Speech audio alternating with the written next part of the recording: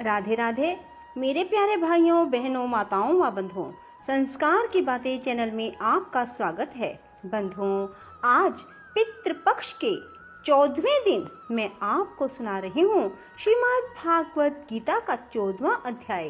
बंधुओं, जो कोई भी पितृपक्ष में श्रीमद् भागवत गीता को सुनते हैं, उनके पितृ उनसे प्रसन्न होते हैं और उन्हें मनोवांछित वर प्रदान करते हैं। इसलिए बंधुओं, पितृपक्ष के जो 2 दिन शेष रह गए हैं, उनमें आप श्रीमद् भागवत गीता को अवश्य सुने और सुनने के बाद श्रीमद् भागवत गीता सुनने का फल अपने पितरों को अर्पित कर दें। बंधुओं, यदि आपने YouTube चैनल संस्कार की बातें अब तक सब्सक्राइब नहीं किया तो जरूर करें और बेल आइकन दबाना ना भूलें, ताकि आपको हमारी आने वाली सभी वीडियोस की जानकारी सबसे पहले हो सके।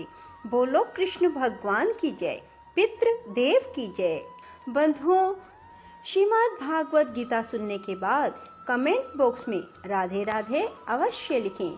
श्री कृष्ण भगवान बोले, हे अर्जुन, ज्ञानों में भी उत्तम परम ज्ञान को मैं फिर भी तेरे लिए कहूँगा, जिसको जानकर सब मुनिजन इस संसार से मुक्त होकर परम सिद्धि को प्राप्त हो गए। हे अर्जुन, इस ज्ञान को आश्रय करके धारण करके मेरे स्वरूप को प्राप्त हुए पुरुष सृष्टि की आदि में पुनः उत्पन्न नहीं होते, प्रलय काल में भी व्याकुल नहीं होते, क्योंकि उनकी दृष्टि में मुझ वासुदेव से भिन्न कोई वस्तु है ही नहीं। हे अर्जुन, मेरी महत ब्रह्म रूप प्रकृति अर्थात त्रिगुणमयी माया संपूर्ण भूतों की योनि है, अर्थात गर्भाधान का स्थान है। मैं उस योनि में चेतन रूप बीज को स्थापन करता हूँ। उस जड़ चेतन के संयोग से सब भूतों की उत्पत्ति होती है। हे अर्जुन, नाना प्रकार की सब योनियों में जितनी मूर्तियाँ अर्थात शरीर उत्पन्न होते हैं, उन सब की त्रिगुणमयी माया तो गर्भ को धारण करने वाली माता है। मैं बीज को स्थापन करने वाला पिता हूँ। हे अर्जुन, सत्वगुण, रजोगुण, तमोगुण ऐसे यह प्रकृति से उत्पन्न हुए तीनों गुण इस अविनाशी जीवात्मा को शरीर में बांधते हैं। हे निष्पाप, उन तीनों गुणों से प्रकाश करने वाला निर्विकार सत्वगुण तो निर्मल होने के कारण सुख की आसक्ति से और ज्ञान की आसक्ति से अर्थात ज्ञान के अभिमान से बांधता है। हे अर्जुन, राग रूप रजोगुण को कामना और आसक्ति से उत्पन्न हुआ जान, वह इस जीवात्मा को कर्मों की और उनके फल की आसक्ति से बांधता है। हे अर्जुन, सर्व देह अभिमानियों के मोहने वाले तमोगुण को अज्ञान से उत्पन्न हुआ जान, वह इस जीव आत्मा को प्रमाद, आलस्य और निद्रा के द्वारा बांधता है। हे अर्जुन, सत्वगुण सुख में लगाता है और रजोगुण कर्म में लगाता है। तमोगुण तो ज्ञान को आच्छादन करके अर्थात ढक के प्रमाद में ही लगाता है। हे अर्जुन, रजोगुण और तमोगुण को दबाकर सत्वगुण होता है अर्थात बढ़ता है, तथा रजोगुण और सत्वगुण को दबाकर तमोगुण बढ़ता है। वैसे ही तमोगुण और सत्वगुण को दबाकर रजोगुण बढ़ता है। इसलिए जिस काल में इस देह और अंतःकरण और इंद्रियों में चेतनता और बोध शक्ति उत्पन्न होती है, उस काल में ऐसा जानना चाहिए कि सत्वगुण बढ़ा है। हे अर्जुन, रजोगुण के बढ़ने पर लोभ और प्रवृत्ति अर्थात संसारिक चेष्टा, सब प्रकार के कर्मों का स्वार्थ बुद्धि से आरंभ एवं अशांति अर्थात मन की चंचलता, विषय भोगों की लालसा, यह सब उत्पन्न होते हैं। हे अर्जुन, तमोगुण के बढ़ने पर अंतःकरण और इंद्रियों में अप्रकाश, कर्तव्य कर्मों में अप्रवृत्ति और प्रमाद, व्यर्थ चेष्टा और निद्रा आदि अंतःकरण की मोहिनी वृत्तियां, यह सब उत्पन्न होते हैं। हे अर्जुन, जब यह जीवात्मा सत्वगुण की वृद्धि में मृत्यु को प्राप्त होता है, तब तो उत्तम कर्म करने वालों के मल रहित अर्थात दिव्य स्वर्ग आदि लोकों को प्राप्त होता है। रजोगुण के बढ़ने पर जिस काल में रजोगुण बढ़ता है, उस काल में मृत्यु को प्राप्त होकर कर्मों की आसक्ति वाले मनुष्यों में उत्पन्न होता है।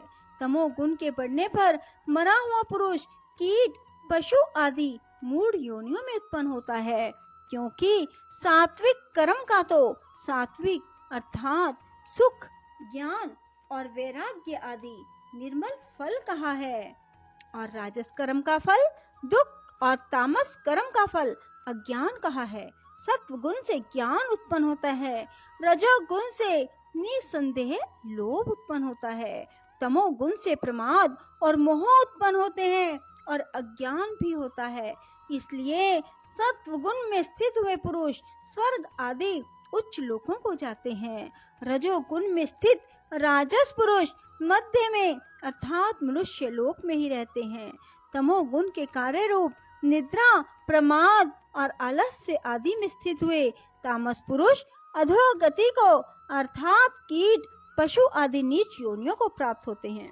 हे अर्जुन, जिस काल में दृष्टा अर्थात समष्टि चेतन में एक ही भाव से स्थित हुआ साक्षी पुरुष तीनों गुणों के सिवा अन्य किसी को करता नहीं देखता, अर्थात गुण ही गुणों में बरतते हैं ऐसा देखता है, तीनों गुणों से अति परे सच्चिदानंद घन स्वरूप मुझ परमात्मा को तत्व से जानता है, उस काल में वह पुरुष मेरे स्वरूप को प्राप्त होता है तथा यह पुरुष इन स्थूल शरीर की उत्पत्ति के कारण तीनों गुणों को उल्लंघन करके जन्म, मृत्यु, वृद्ध अवस्था और सब प्रकार के दुखों से मुक्त हुआ परमानंद को प्राप्त होता है।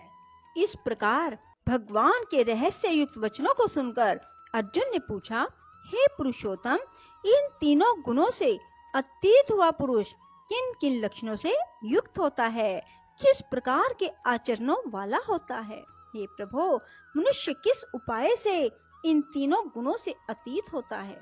इस प्रकार अर्जुन के पूछने पर श्री कृष्ण भगवान बोले, हे अर्जुन, जो पुरुष सत्व गुण के कार्य रूप प्रकाश को, रजोगुण के कार्य रूप प्रवृत्ति को, तमोगुण के कार्य रूप मोह को भी ना तो प्रवृत्त होने पर बुरा समझता है, ना निवृत्त होने पर उनकी आकांक्षा करता है, तथा जो साक्षी के सदृश स्थित हुआ गुणों के द्वारा विचलित नहीं किया जा सकता और गुण ही गुणों में बरतते हैं, ऐसा समझता हुआ जो सच्चिदानंद घन परमात्मा में एक ही भाव से स्थित रहता है, उस स्थिति से चलायमान नहीं होता। जो निरंतर आत्म भाव में स्थित हुआ सुख दुख को समान समझने वाला है, मिट्टी, पत्थर और स्वर्ण में समान भाव वाला धैर्यवान है, जो प्रिय और अप्रिय को बराबर समझता है, अपनी निंदा स्तुति में भी समान भाव वाला है, जो मान और अपमान में सम है,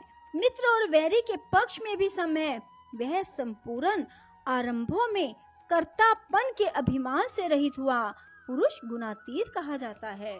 जो पुरुष अव्यभिचारी भक्ति रूप योग के द्वारा मेरे को निरंतर भजता है, वह इन तीनों गुणों को अच्छी प्रकार उल्लंघन करके सच्चिदानंद घन ब्रह्म में एक ही भाव होने के लिए योग्य होता है। हे अर्जुन, उस अविनाशी पर ब्रह्म का और अमृत का, नित्य धर्म का, अखंड एक रस आनंद का मैं ही आशय हूँ, अर्थात उपयुक्त ब्रह्म, अमृत, अव्यय और शाश्वत धर्म, एकांतिक सुख, यह सब मेरे ही नाम है, इसलिए इनका मैं परम आशय हूँ। राधे राधे, जय श्री कृष्णा। बंधुओं, यदि आपको हमारी वीडियो पसंद आए तो इसे लाइक करें और शेयर भी जरूर करें। धन्यवाद।